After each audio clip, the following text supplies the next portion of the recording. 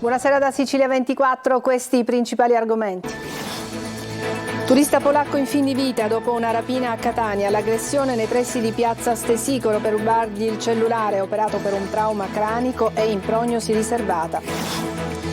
Per 8 mesi ha tenuto in casa il cadavere del coinquilino, un latitante calabrese, probabilmente per incassarne la pensione, il corpo scoperto durante una perquisizione nel quartiere Bordonaro di Messina. Caccia al detenuto evaso durante un'udienza al Tribunale di Trapani. L'uomo è riuscito ad allontanarsi inosservato passando dai corridoi sotterranei e poi scavalcando la recinzione esterna. E Sant'Agata Libattiati, il comune più ricco del Mezzogiorno. Tanti catanesi benestanti che hanno scelto l'Interland, secondo posto per San Gregorio. Ficarra e Picone, coppia d'oro del cinema italiano, si raccontano a Catania incontrando gli studenti di un liceo dopo il successo del loro ultimo film, La Stranezza, premiato con il David di Donatello per la migliore sceneggiatura originale. Calcio. Il Palermo perde 2-1 a Cagliari ma resta in zona playoff. Il Messina batte la Gelbison 1-0 e festeggia la salvezza in Serie C. Domani al via la corsa a scudetto del Catania, rossazzurri in campo al Massimino contro il Sorrento, diretta su Telecolor dalle 15:30.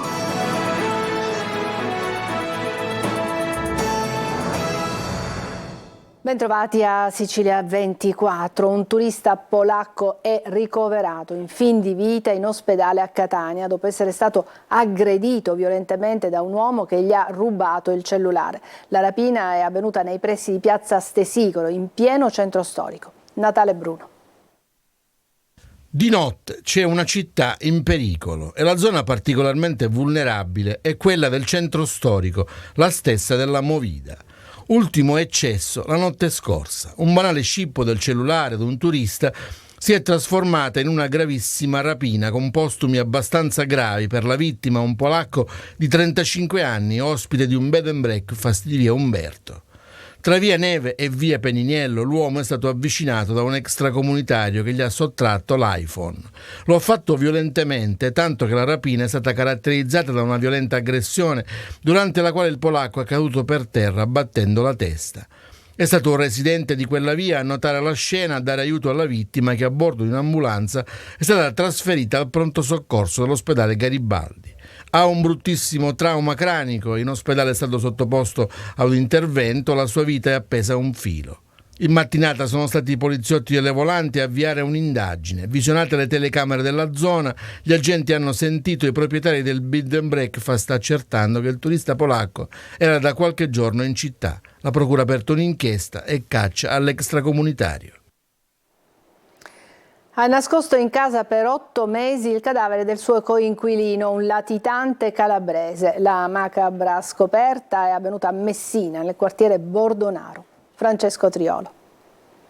Nascondeva in casa un cadavere in stato avanzato di decomposizione, almeno da 8 mesi. La scoperta a Messina nel rione delle Case Gialle di Bordonaro è stata della squadra volante della questura e risale allo scorso 8 maggio, ma solo oggi si è venuti a conoscenza dell'episodio. Si trattava di un normale controllo di routine durante il quale i poliziotti fermarono in strada una persona già conosciuta alle forze dell'ordine, il 50enne Angelo Brucculeri.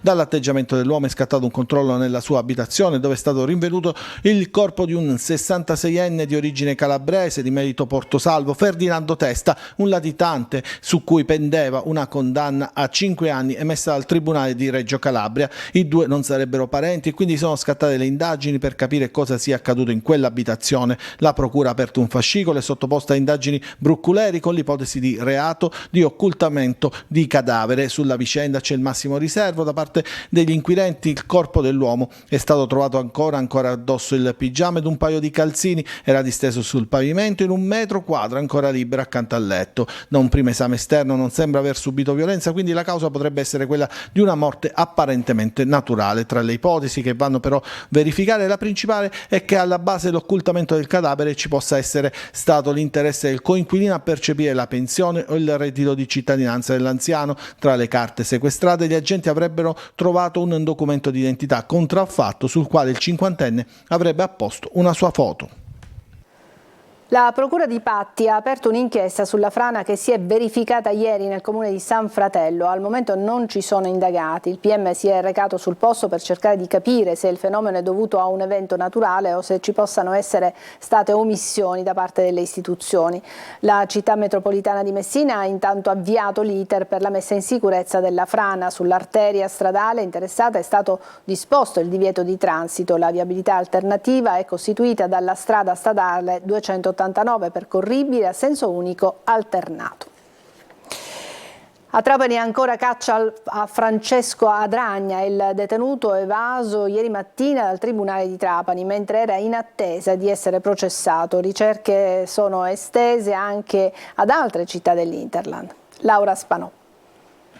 Polizia penitenziaria, Carabinieri e Polizia di Stato sono ancora alla ricerca di Francesco Adragna, il detenuto di 35 anni che ieri mattina, eludendo il controllo della scorta, è riuscito a evadere dal Palazzo di Giustizia di Trapani, dove era stato condotto dal carcere di Agrigento per essere processato. Ancora stamane di Adragna nessuna traccia, nonostante il dispiegamento di forze dell'ordine ovunque. Le ricerche si sono estese anche alle città dell'Interland, alla frazione di Bonagia Valderice, dove risiedono i familiari del detenuto evaso. Mentre lui si dava alla fuga, il giudice che avrebbe dovuto giudicarlo chiamava il processo dando atto del necessario rinvio per sopraggiunta evasione dell'imputato. A dare manforte ai colleghi di Trapani ieri sono arrivati da Palermo anche agenti di polizia penitenziaria del nucleo regionale. Francesco Adragna è un piccolo pregiudicato. Le videocamere di sorveglianza dentro e fuori dal tribunale lo hanno colto mentre cerca attraverso i sotterranei del palazzo la via per scappare, riuscendo a scavalcare il cancello, uno di quelli secondari del tribunale privo di vigilanza. Una volta per strada l'ultima sua immagine mentre svolta l'angolo per rimettersi in Corso Italia proprio di fronte all'ingresso principale del tribunale. Adragna prima era detenuto nel carcere Pietro Cerulli di Trapani. Dopo aver tentato un paio di volte di fuggire via, l'amministrazione penitenziaria lo aveva fatto trasferire ad Agrigento. Ieri mattina doveva comparire come imputato davanti al giudice monocratico del tribunale, dove era imputato di violazione degli obblighi della sorveglianza speciale. Era sottoposto alla misura cautelare per reati contro il patrimonio e furti. Il detenuto ieri mattina si trovava al primo piano del tribunale in una camera di sicurezza attigua all'aula dove doveva essere celebrato il suo processo. Non aveva manette a causa di un braccio ingessato. Approfittando della distrazione della sua scorta è riuscito a fuggire via, raggiungendo attraverso una scala di servizio il seminterrato del tribunale. Poi è risalito, è entrato nel parcheggio all'aperto, si è diretto verso il cancello che con agilità, anche con il braccio offeso, è riuscito a scavalcare diventando uccel di bosco.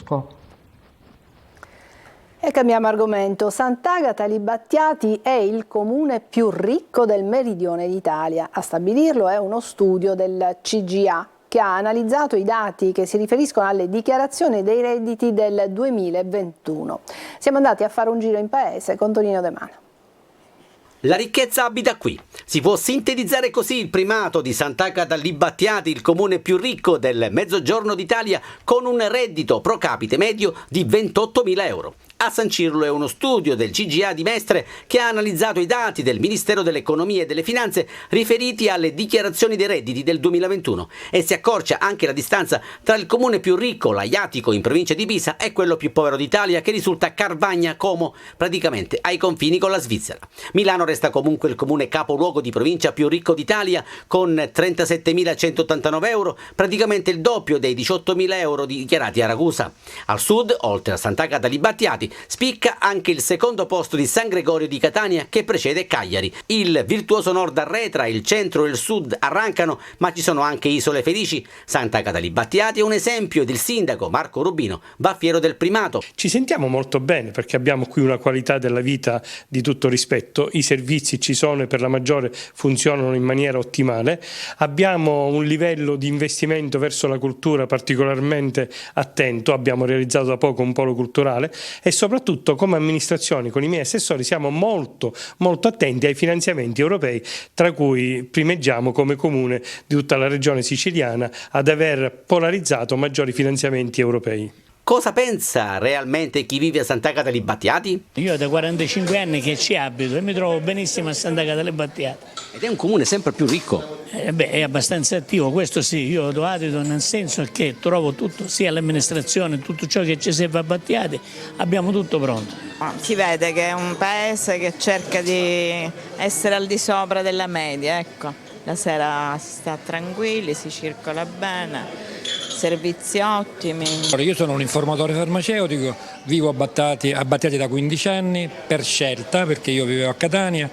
È un comune assolutamente presente, si vive molto bene, sicurezza, pulizia, i cittadini sono veramente contenti. Una volta era un paese dormitorio, oggi è invece un paese attivo, un paese che fa vivere veramente i cittadini con dei servizi, con tante cose. La sera si lavora fino a tarda sera con serenità e tranquillità. E offriamo noi altri, offre il comune, perché siamo il comune più ricco. E Angelo Di Martino, il nuovo presidente di Confindustria Catania. L'imprenditore ai nostri microfoni, lo sentiamo, è stato intervistato da Emanuela Corsi. Presidente Di Martino, intanto grazie per essere qui con noi. Iniziamo subito con quelle che sono le priorità e gli obiettivi del suo mandato. Gli obiettivi del mio mandato sono molti. Zone industriali, le ZES, che per noi per tutte le imprese ovviamente, sia locali che vengono da fuori, sono importantissimi. Farò una squadra per la zona industriale. Spero la prossima settimana, addirittura abbiamo già i nomi di 8-10 persone che deve vigilare, perché la zona industriale deve essere la locomotiva veramente della nostra zona, del nostro territorio. Poi c'è il ponte sullo Stretto, che secondo me è veramente la madre di tutte le infrastrutture. A proposito delle politiche industriali, voi cosa chiedete alla Regione? Venirci incontro a delle cose, dei progetti che noi facciamo. E invece per quanto riguarda il nuovo sindaco di Catania, che tra poche settimane verrà eletto? Noi chiediamo una cosa, di dare delega per la zona industriale, quindi ZES e zone industriali, ad una persona che abbia le qualità per cercare di portare imprese alla zona industriale, in tutto il territorio ovviamente della Sicilia orientale, ma soprattutto alla zona industriale. Invece parliamo della burocrazia, perché lei ha detto che bisogna lottare contro questa burocrazia farraginosa. Eliminarla è molto difficile, lo sappiamo, perché ne parliamo da anni. Ci vuole più autorità, ecco, e coraggio soprattutto, ma i politici non lo so se ce la fanno a fare questo. E invece per quanto riguarda i giovani, c'è questo fenomeno dell'emigrazione, soprattutto dei giovani all'estero. Cosa dobbiamo fare per tenerli a casa nostra? Guardi, se noi pensiamo che circa 4-5 anni sono andati via dalla nostra isola circa 350.000 giovani, è drammatico. Il 25% praticamente non completa gli studi. Cosa bisogna fare? Dare sicurezza sul lavoro, in modo che se il giovane si sente sicuro, si sente sicuro sia dello stipendio sia del lavoro che fa, non ha motivo di spostarsi. Anzi, dobbiamo far venire le persone, tutte queste giovani che sono andate via, e cercare pian pianino di farle ritornare, perché la Sicilia merita questo e noi non la dobbiamo abbandonare. Grazie Presidente e auguri, buon lavoro. Grazie a voi. Ci fermiamo per una pausa, tra poco.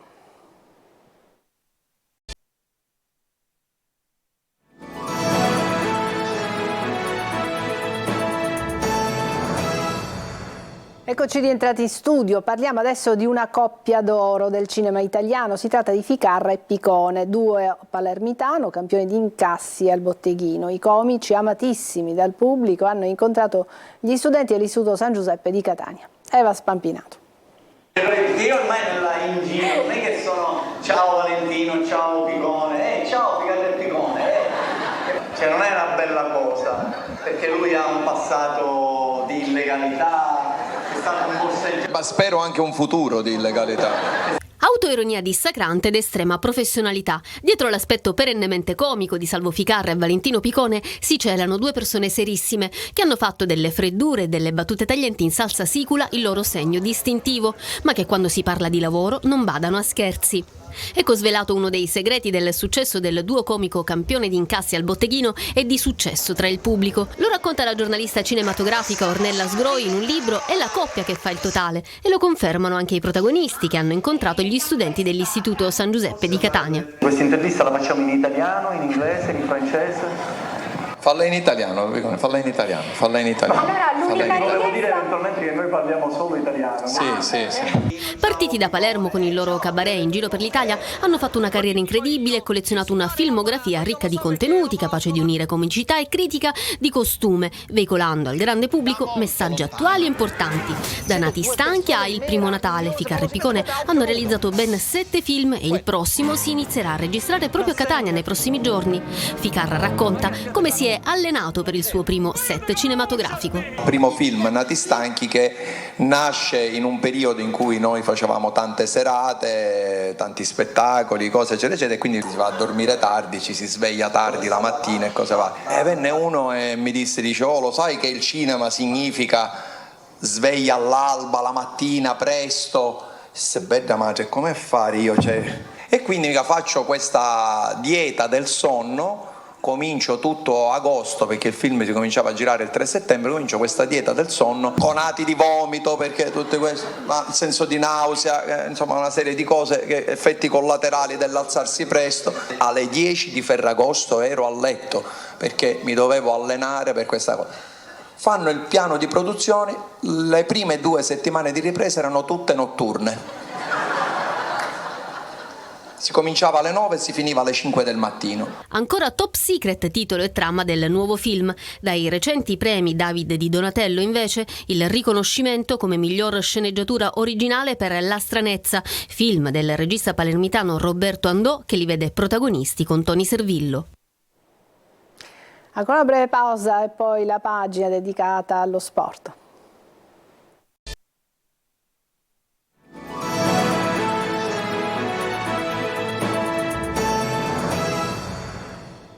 Ed eccoci di nuovo insieme, siamo al calcio, sconfitta al Sant'Elia per il Palermo che contro il Cagliari è stato battuto a 2-1.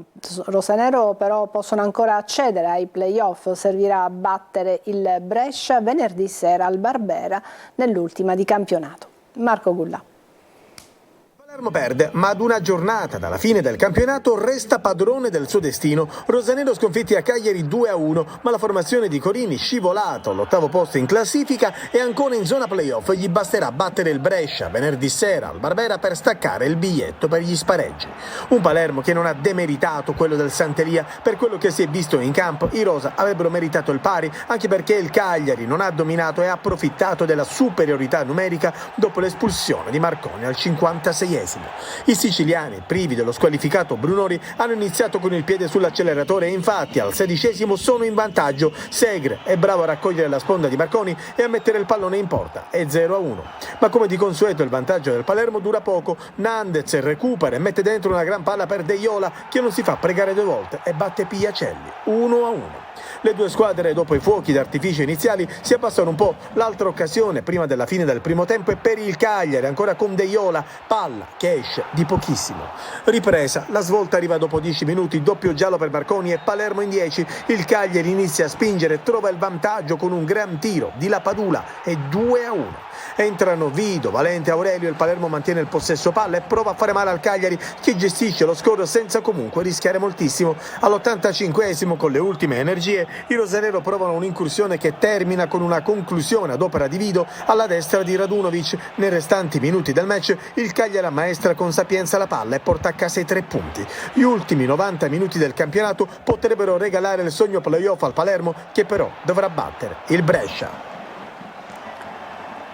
Con la vittoria di oggi pomeriggio al Francoscoglio per 1-0 contro la Gelbison nella gara di ritorno dello spareggio play-out, il Messina ha raggiunto la salvezza nel campionato di Serie C. Decisiva una rete del giallo-rosso Ragusa al 37esimo minuto della ripresa. Il Messina rimane in Lega Pro dopo la sconfitta per 1-0 all'andata in virtù del migliore piazzamento nella stagione regolare rispetto ai campani. E il Catania esordisce domani al Massimino nella pool scudetto, avversario il Sorrento. Ferraro recupera Rizzo e conferma l'attacco con 3 over. La partita sarà trasmessa in diretta su Telecolor. Marco Carli. Centrato con successo il primo e più importante obiettivo stagionale, cioè il ritorno fra i professionisti, il Catania può inseguire lo scudetto. Cominciano domenica i 3 triangolari che fra le 9 vincitrici dei gironi di Serie D designeranno le 4 semifinaliste. Il Catania è nel girone 3, si parte dal Sorrento, di scena al Massimino nel primo match, poi tutto dipenderà dal risultato della prima sfida. Se il Catania vincerà, sarà di scena il 21 maggio sul campo della vincente dello spareggio fra Brindisi e Cavese. Se i rossazzurri non dovessero riuscire ad imporsi contro i rossoneri sorrentini, la sfida con i brindisini o i cavesi si giocherebbe mercoledì 17 maggio. Obiettivo, come detto, le semifinali e la finalissima in campo neutro del 10 giugno che assegnerà il titolo di campione d'Italia fra i dilettanti. Siamo contenti e orgogliosi per quello che abbiamo fatto un campionato strepitoso, abbiamo fatto 31 punti sopra la seconda, abbiamo fatto tante cose importanti, però adesso è bello, no? Affrontare le squadre che hanno vinto un campionato come il Sorrento, che è una squadra giovane, una squadra che gioca bene. Le scelte di Ferraro sono quelle che hanno caratterizzato la stagione, fatti salvi gli infortunati Somma e Chiarella. Ritorna Jefferson ma non da titolare, Rizzo è pronto a riprendersi un posto fra gli 11, mentre l'attacco sarà over con Sarao, Russotto e De Luca, a sinistra in difesa Boccia favorito su Pedicone. La partita fra Catania e Sorrento sarà in diretta su Telecolor. La nostra emittente ha infatti acquisito i diritti per trasmettere le partite della prima fase di post-season. Alle 15:30 si parte con il pre-gara per chiudere con le interviste dopo 3 ore live, fruibili anche in modalità pay attraverso i siti lasiciliaweb.it e telecolor.it. E adesso parliamo di pallanuoto femminile, vittoria preziosa per l'equipe Orizzonte Catania che in gara 3 delle finali scudetto si è imposta a Roma contro la SIS per 13-9 con triplette di Marletta, Leone e Viacava e ora è a un solo successo dal tricolore. Aggiudicandosi anche gara 4 in programma mercoledì pomeriggio alla Piscina di Nesima, le rossazzurre saranno campionesse d'Italia. Fa festa anche la Brizza Cireale che vince a Firenze per 11-9 gara 3 dei play-out e ottiene la permanenza in Serie A1. Ed è tutto per questa edizione di Sicilia 24. Grazie per averci seguito. Buona serata.